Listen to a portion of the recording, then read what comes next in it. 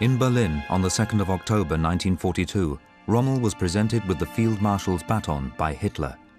Rommel appeared to be a loyal follower of the regime, but appearances were deceptive. He no longer believed victory was possible in North Africa. Soon he would doubt Hitler himself.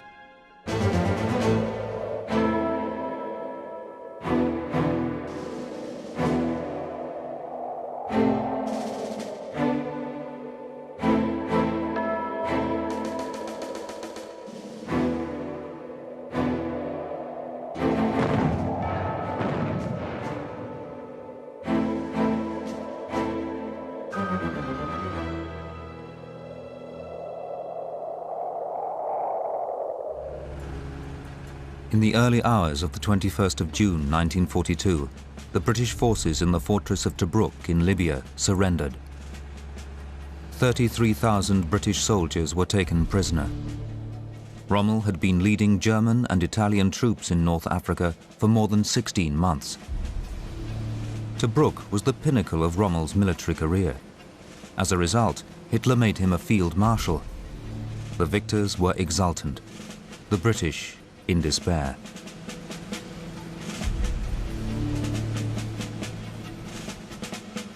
We were lined up by our officers in the usual threes, and there we were standing, having blown up our equipment. I think there was a terrible feeling of shame. And particularly we felt that as the Australians had held it, we have tucked it away. And we were not happy about that.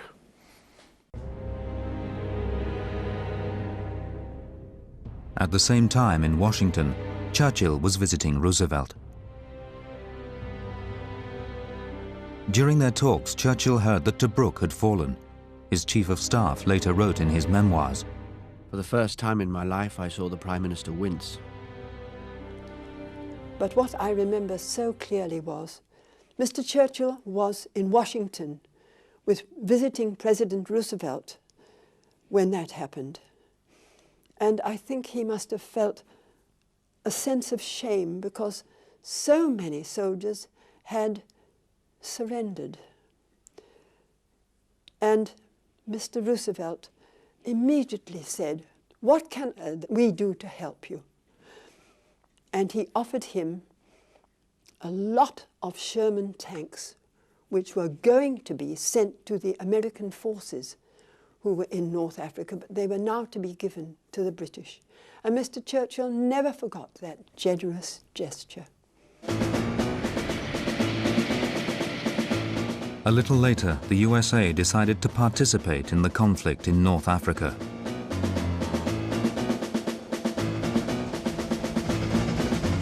The first supply convoys left the USA just 10 days after the fall of Tobruk. This sealed the fate of the German forces. The question of reinforcements was actually the key to success or failure. We knew from reports approximately what reinforcements the British had at their disposal, and we already had experience of what reinforcements actually arrived for us. So it was to be expected, with the kind of superiority the British had then, that our side would not be able to hold its position. After the fall of Tobruk, the British Eighth Army withdrew. Rommel had no choice but to exploit the advantage he now had. If he wanted to beat the British, he had to pursue them. He gave orders for an advance into Egypt, where the majority of the British forces were stationed.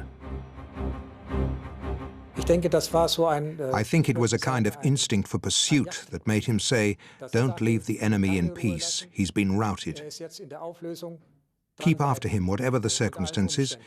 And I think that he sometimes went too far. He demanded too much of the troops. He didn't wait for the reinforcements. Über den Halfaya-Pass geht der Vorstoß weiter.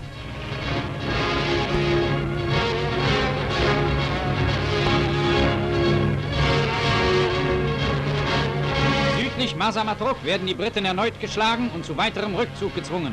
Ein grenzenloser Optimismus. There was boundless optimism, not just from Rommel, but from the whole staff. We saw ourselves in Cairo already. We were already wondering which hotel we would go to, where we would live, and in which hotel we should have our HQ. The mood was completely euphoric. And I know that the idea discussed was more or less to meet up in Palestine with groups that arrived from the Caucasus. That was the plan. We would come over the Suez Canal from the south, and the troops from the Caucasus from the north, and we would join up. That was a very clear plan.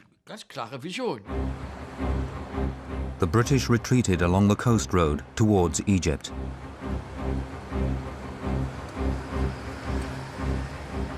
On the 29th of June, Marsa Matruh fell. It was now only 150 kilometers to Alexandria, where the Royal Navy was already evacuating the port. In Cairo, staff in British headquarters were burning their files. On the 29th of June, Mussolini landed in Libya. He didn't intend to miss the German-Italian victory parade in Alexandria.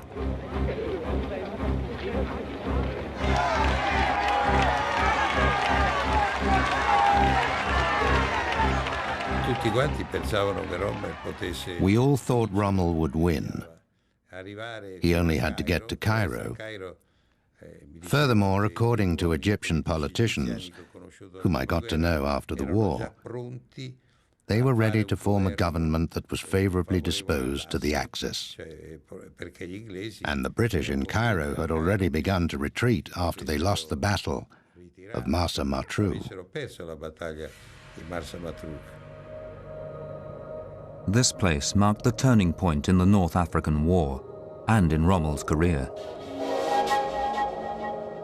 The British war correspondent, Dennis Johnston, described it. A small railway station set in the midst of some hundreds of miles of absolutely nothing. That is El Alamein.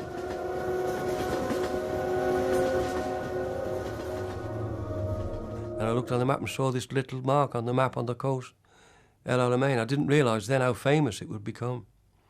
And eventually, it took us about 2 days, and we got back to this place. And I could see the British infantry and the artillery digging in right across the desert. 100 kilometers from the gates of Alexandria, General Auchinleck, Commander-in-Chief of the British Army in the Middle East, improvised the last line of defense.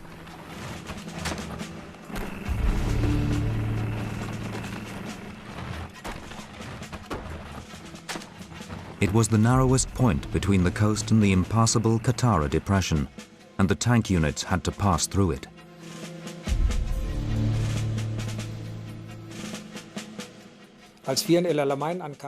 When we arrived in El Alamein, I saw the laughably few tanks which were available for us in the tank unit and the other vehicles. And I realized how exhausted the soldiers were. Our fighting strength was only a fraction of what it should have been.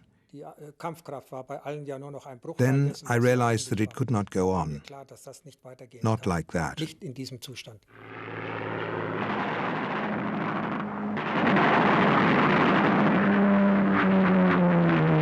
At the same time, British airmen achieved superiority in the air for the first time in North Africa.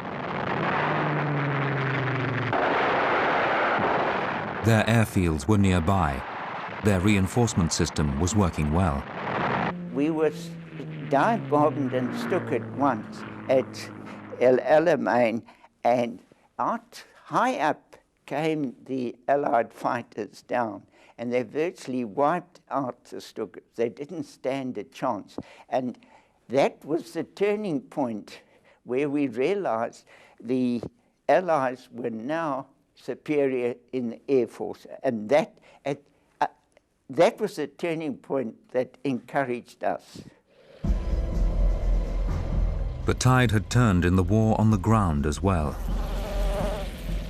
Heavy fighting at El Alamein put a stop to Rommel's advance at the beginning of July 1944. I can still picture Rommel now. He was in such a rage. He just stood there and couldn't grasp what had happened over 3 or 4 kilometers. It was quite clear to me then that we had reached the point where we couldn't possibly go on.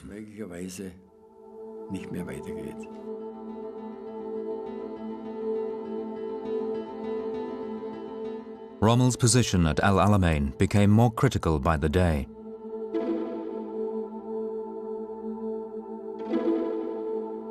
Dearest Lou, it can't go on like this, or the front will collapse. These are the hardest days of my military life. You know that I'm an incorrigible optimist, but there are places where it's completely dark. Your Erwin. Now Rommel only showed confidence for the cameras. Günther Halm ist erst 19 Jahre alt. Als Richtschütze einer Pak schoss er unter schwierigsten Bedingungen 7 Britenpanzer ab. Ich gratuliere Sie zu dieser Auszeichnung und hoffe, dass Sie sie gesund nach Hause bringen. Wer so ein Kerl ist, der wird immer so ein Kerl sein, bei jeder Gelegenheit. Das erwarte ich natürlich von Ihnen. I joined up because I just had to go and do my bit. I had to help. But when I saw the first dead bodies, that's when I first shot a tank. I went over and we opened the hatch, and there sat the driver and the commander, dead, just skeletons. You could see the tank had been completely burned out. It gave me such a shock, and that turned us into deadly serious, grown-up people.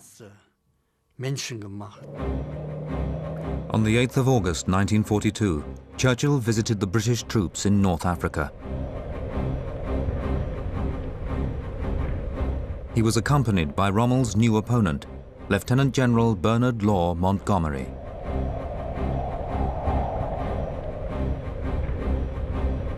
He had a reputation for being obstinate.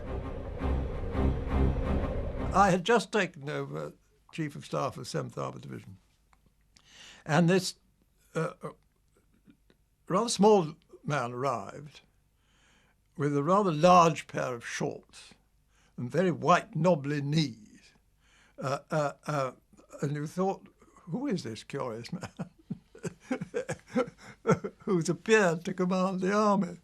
And having sand encrusted in my shoes, having been in the desert from the very beginning, we were very suspicious of people who came out from England and hadn't been the desert before. He wore the black beret of an ordinary tank driver. It was supposed to make him popular with his men. His grim determination also marked him out. There will be no further withdrawal. I have ordered that all plans and instructions dealing with further withdrawal are to be burnt. Our mandate from the Prime Minister is to destroy the Axis forces in North Africa. It can be done, and it will be done. I was cleaning out my firing position where I had my Bren gun. And I just had a pair of shorts on, no shirt. And he stood at the top of the communication trench. And he said to me, "How long have you been in the desert, soldier?" I said, "About 15 months, sir." He said, "Well, don't worry." He said, "You won't be here very much longer." At Bletchley Park, the British Secret Service had been trying to break the German Enigma code for years. Operation Ultra. We didn't read any army Enigma until the second half of 1942. And we never read it consistently or promptly. Though at one point we did read it so that it was operationally valuable. That was to say, we read it. We read one day what they were going to do the next, instead of reading one day what they had done 2 weeks earlier. And that was really the most important thing about Ultra. Germany still thought their code was absolutely safe, but now the British Secret Service was listening in.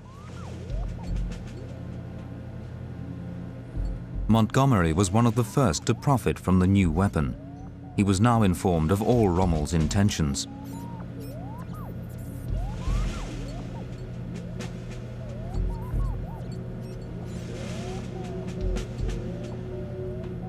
Montgomery hung Rommel's picture in his quarters, as though it helped him read his mind. This again was another myth. What Monty was really profiting from was not reading Rommel's mind from his photograph, but getting ultra. That's what mattered. No, that was a myth. It was all part of his... I mean, he was very clever with his public relations. I mean, he took care to see that he had good public relations, and it's a very good thing for a general to have good public relations. As every day went by, the British gained more strength.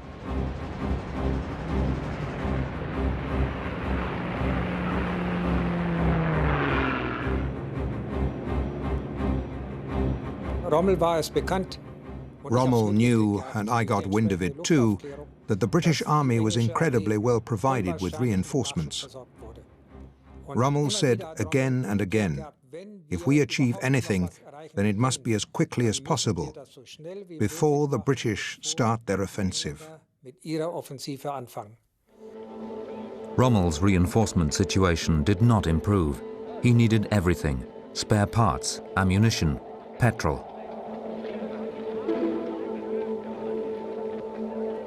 Mussolini and Hitler urged Rommel to attack, but he hesitated. He was beginning to feel unwell. At that time, Rommel was in rather poor shape. He had been very overstretched. I had already noticed it because one of my jobs when we were on the road was to see to his food. There were many things where he just said, "No, I'm sorry, I don't want any of that. I can't eat that." And that his physical condition was decisive in determining his whole psychological and bodily state. I think that's just obvious. I was sure that was it. You often notice that he just didn't have the verve anymore, or the energy that he used to. In Marsa-Matruh, on the 24th of August 1942, Rommel was examined in the army hospital. He'd already asked Hitler for his replacement. His doctor wrote, "His present condition is a result of extreme physical and psychological exertion." A nurse did some lab tests. And then he was suddenly supposed to have diphtheria. But diphtheria, a children's illness, really wasn't credible in these circumstances.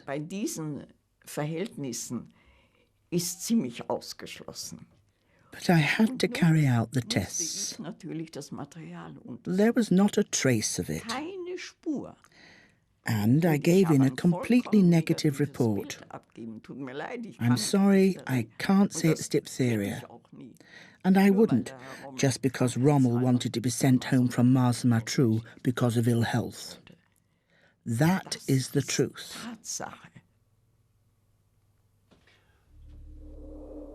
Rommel had no choice. He was not well, but had to get on with the last big offensive. The morning before the attack, he spoke to his doctor. "Professor, the decision to attack today is the hardest of my life. Either we will succeed in taking Grozny in Russia and reaching the Suez Canal here in Africa, or..." He said to us, "You know that the British have infinite superiority over us, don't you?" He always spoke to us in a mixture of personal and formal. And we said, "Of course, sir. We know that, but we will sort it out." On the 30th of August 1942, Rommel's troops took up their positions. His opponent, Montgomery, knew every detail of the plan because of the ultra code-breaking system.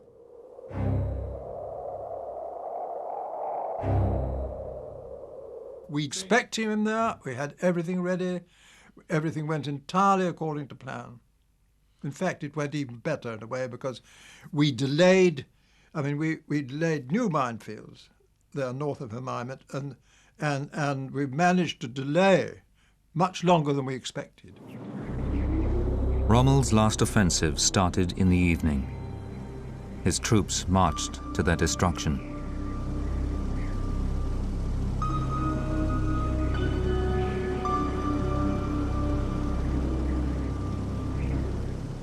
And the word came that the Germans were going to break through.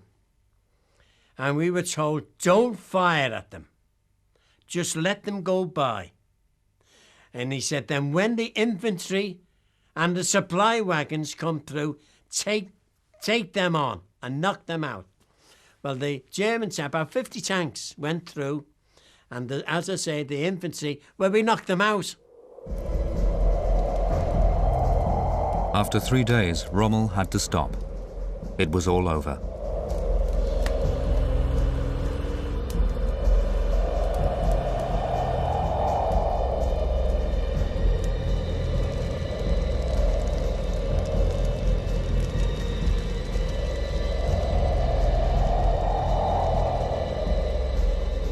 The mood at Rommel's HQ was dismal. If we don't win El Alamein, Africa is lost. I said, Sir, the war is lost. He took my arm, and we walked 300 meters into the desert. Then he said, who else have you said that to? And I said, nobody else. You must not say things like that. I wouldn't be able to protect you. You can say anything to me in private, but nowhere else. I think we understand each other. Rommel left Africa on the 23rd of September. He was supposed to take a health cure. After his recovery, Hitler wanted to send him to the east. But when he left, Rommel made a promise. If fighting breaks out, I will break off my cure and come straight back to Africa. That was the only thing that really demoralized us, that Rommel had left. We kept asking, will he or won't he come back? It made us suspicious. We felt protected by the ability and stature of the man. I'm sorry to have to say it, but Rommel was more important for us than our own officers. 6 days later, Rommel came to Berlin. Hitler wanted to hand him his Field Marshal's baton personally. He was greeted by the Goebbels family. The propaganda minister had offered him a room for the night.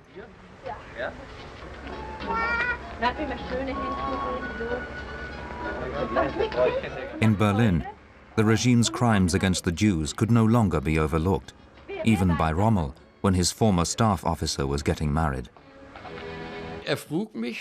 He asked me where we wanted to live. I said probably in Berlin. I will give you a letter of recommendation to my friend Minister Speer. Thank you, I said. The staff officer didn't know that Speer was distributing flats belonging to deported Jews. My wife and I drove to the flat. It wasn't empty. There was a woman wearing a Star of David and had 2 children. I was shocked. Said, I'm so sorry, I rang the wrong bell. I went back to the ministry, to Councillor Summer. You don't forget some of the arseholes' names. I said, you put me into a terrible situation. How's that? I said the flat wasn't empty at all and I couldn't move in. What? He said. Haven't they been picked up yet? Well, did you like the flat? I will make sure that they are picked up in the morning. Then the flat only has to be disinfected and you can move in. The staff officer refused the offer. And when I told Rommel everything, that it was probably all flats belonging to Jews that Speer was distributing, he said, I don't believe that Speer knows that. I think he was convinced of that. Excuse me for being a bit naive, but it is my firm conviction that he was not having me on when he said, I don't believe that Minister Speer knows that. That was his reaction. Goebbels continued to use Rommel's presence for propaganda purposes. On the 30th of September 1942, the Winter Charity Campaign opened in Berlin. Rommel owed Hitler a great deal, and as a result was loyal to him. Hitler said of him, "He is a safe pair of hands. He is not just close to us National Socialists, he is a National Socialist." My father was a career soldier and tried hard to stay out of politics. I think he hardly thought about political issues, because he'd taken to heart the idea that soldiers should have nothing to do with politics. The next day, there was an improvised press conference. Although the situation in North Africa looked almost hopeless, Rommel seemed optimistic. Today we are 100 kilometers from Alexandria and Cairo and have the gate of Egypt in our sights, and we intend to be successful. But Rommel no longer believed his own rhetoric. Meanwhile, at El Alamein, Montgomery was preparing for the decisive battle. From our own observation post, we could see over to the British side with our telescope. We saw them taking positions, the tanks lining up, the artillery getting into position, and so we already suspected, even in September, what we were in for. On the 21st of October 1942, at El Alamein, Montgomery had 200,000 soldiers, more than 1,000 tanks, and 1,500 aircraft at his disposal.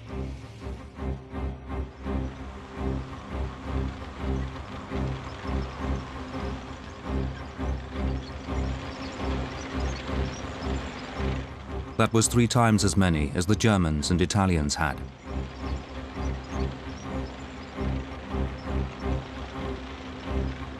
Monty always said before the battle, this is going to be the turning point of the war. And it was, I think. The Russians had come in about 6 months before, and that was obviously a big turning point. But as far as battles were concerned, this was the turning point of the war.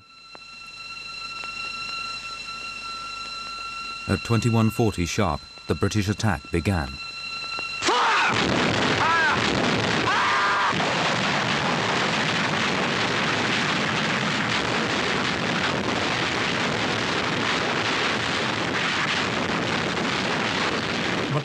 You can't describe it. You're undercover and still you think, they'll hit me, they'll hit me, they'll hit me. It was a miracle that they didn't get every single person. The artillery was practically picking off individuals. Not a foot of sand was left untouched. Montgomery had filled his soldiers with hate. Everyone must be imbued with the burning desire to kill Germans. If you speak today about feelings towards the enemy, they didn't exist in battle. They only existed afterwards, or when they were wounded or prisoners. During the fighting, there weren't any feelings. That is stuff and nonsense. It was war, not a kid's game. Despite heavy losses, the Germans and Italians were able to hold off the first onslaught. Rommel's successor in Africa, General Stumme, wanted to go to the front to get an idea of the situation.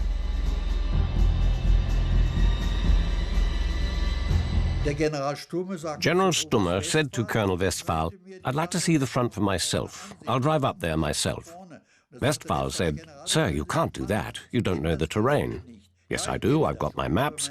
Well, the maps were practically blank because there were no features anywhere. And so General Stumme drove up there with Colonel Buchting, the head of intelligence. After a few kilometers, Stumme was hit by enemy fire. He had a fatal heart attack, and his body was left in the desert. Anyway, the driver came back to headquarters without his commander, the general. It was, of course, a catastrophe. The British would attack, and no more commander-in-chief. On the 24th of October 1942, Rommel was in Wiener Neustadt. He still didn't know Stumme was dead. His daughter Gertrude was visiting him. My mother said, Führer headquarters has called. And then the Führer was on the phone, wanting Field Marshal Rommel. Hitler personally told him to go to Vienna, catch a plane to Naples, and then to Africa, because the British had attacked at El Alamein. 24 hours later, Rommel was back in Africa. British troops were attacking his defences relentlessly.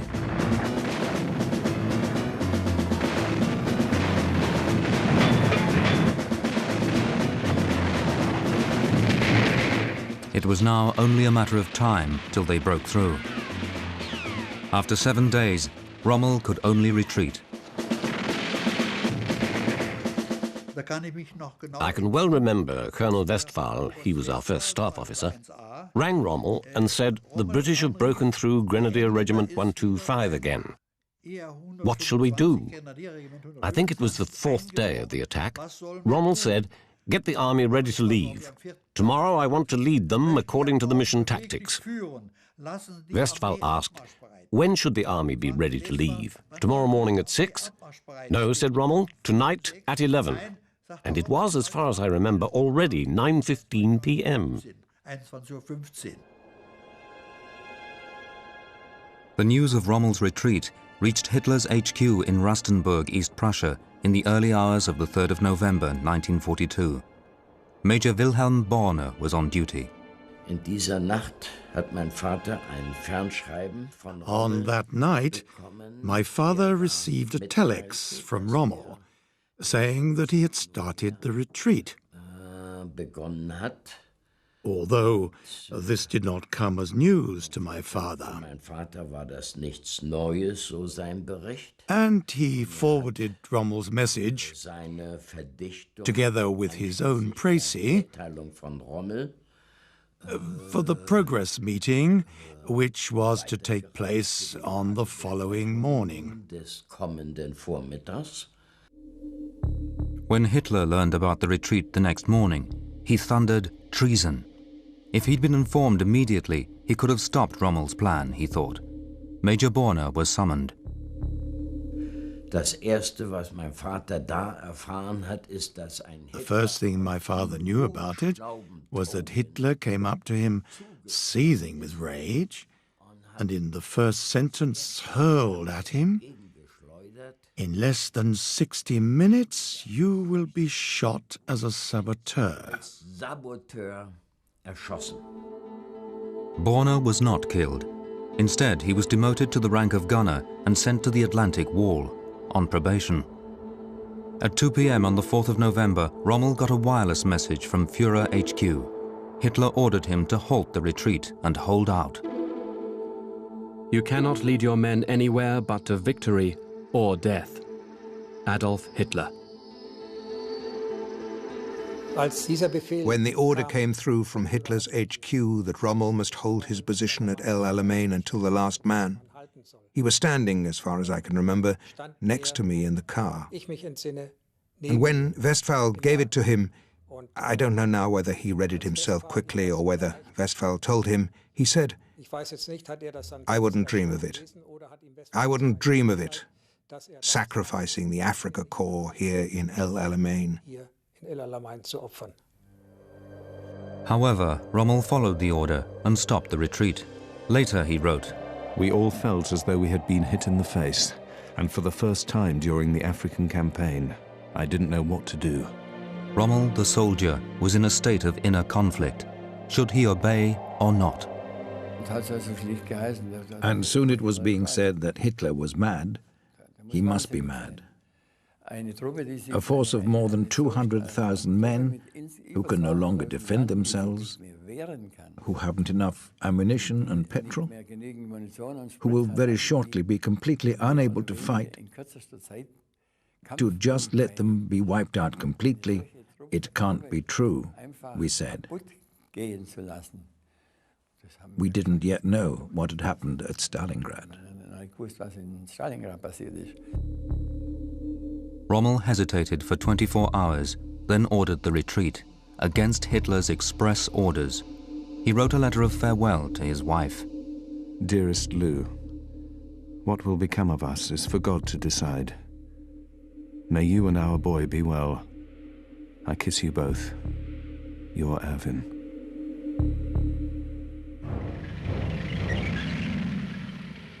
At the same time in Russia, German forces under General Paulus were reaching the suburbs of Stalingrad.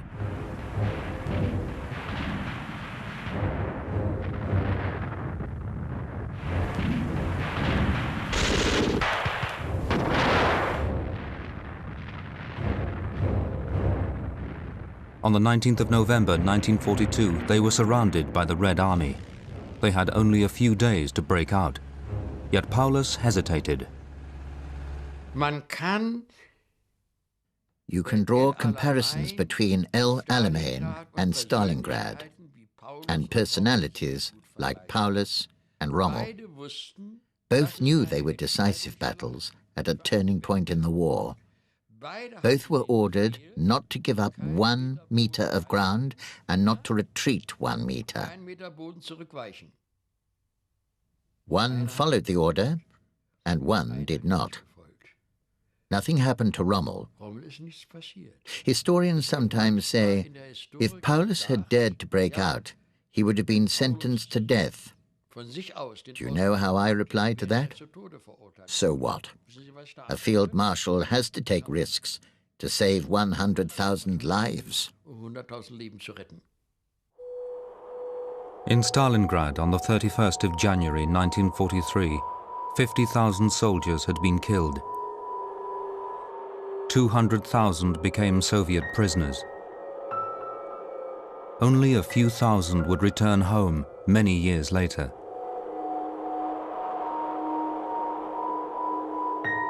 Paulus put obedience above the lives of his men. Rommel did not.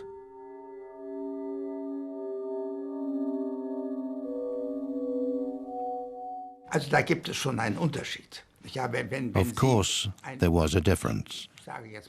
Putting it crudely, if you are a darling of the regime, you can afford more than if you are a number among many army commanders. That sounds hard, but I would like to put on record the fact that there were differences. That does not diminish what Rommel did, but it was easier for him. It was easier.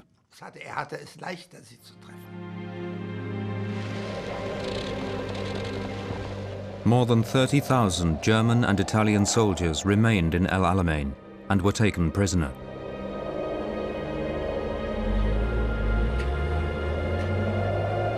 Among them was a German general, Wilhelm Ritter von Thoma. Montgomery invited him to dinner.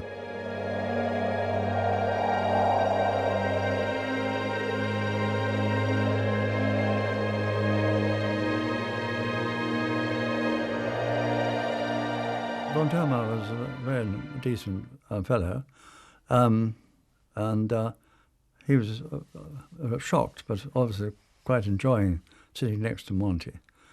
And Monty said to him, well, I've beaten Rommel once, the first battle of Alamein, and I'm going to beat him again. And von Thoma said, ah, so.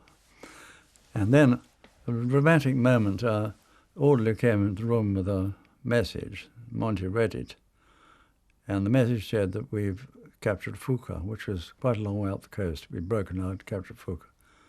So Monty said to von Thoma, I have Fuka. And von Thoma was very surprised and couldn't believe it. Montgomery had won the decisive victory. Rommel's army was on the retreat.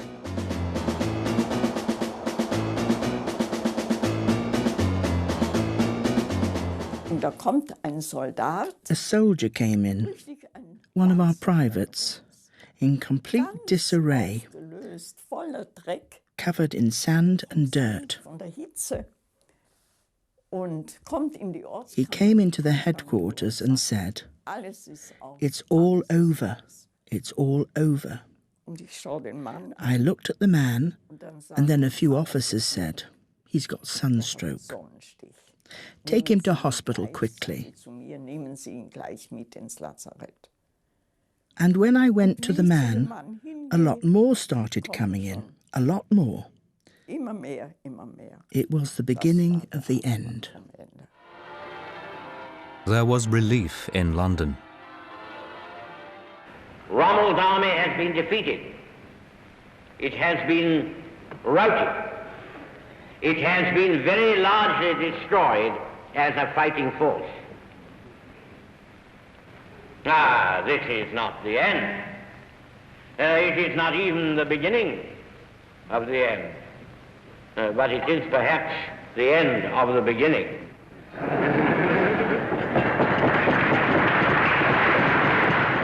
Well, Alamein, as you know, was a decisive British victory. And in Hub 3, we had hour after hour, day after day, these bitter reports from Rommel saying, Panzerarmee is exhausted, Panzerarmee ist erschöpft. We have 24 tanks left, we have 17 tanks left, and I remember one day we have 11 tanks only left. And I mean, you could have parked those 11 tanks on the lawns around this house, you know, it's so few. And we could not understand why Montgomery was not able to exploit the victory. 70,000 German and 30,000 Italian soldiers were fleeing with Rommel. He said, "After all these experiences, I can only admit to one mistake, and that is that I did not ignore the order, victory or death, 24 hours earlier." Hitler reluctantly accepted Rommel's disobedience. Rommel was shattered.